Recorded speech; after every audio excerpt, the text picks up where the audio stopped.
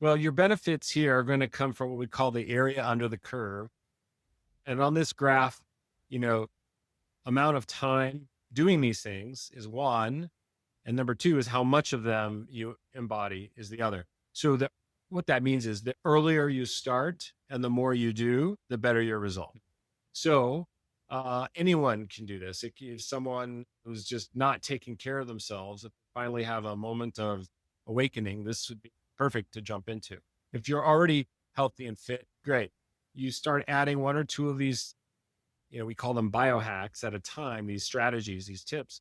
And, you start to make it a tradition and a part of your lifestyle. For example, dental flossing. Dental flossing, uh, whether it's at bedtime when you get ready for bed or has been shown over many years that can add 1 to 2 years of life, of longevity. That's an easy thing to do for less than a minute.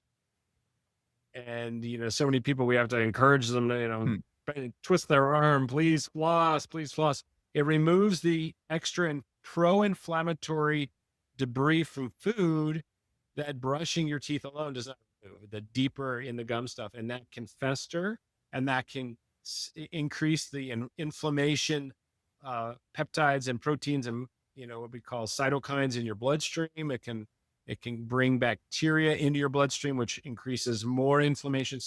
So flossing is an easy thing to do. If you want to add something simple and easy that costs very, very little, that's one thing. Adding a melatonin at night, Hmm. is another. Omega-3 supplementation, other supplementation. We could talk about highly anti-inflammatory. Vitamin D3. Vitamin D is often called vitamin D3. Vitamin D3 is the activated form. Going into the sun does convert some of your D2 into D3, but that's usually inadequate. I recommend supplementation vitamin D3.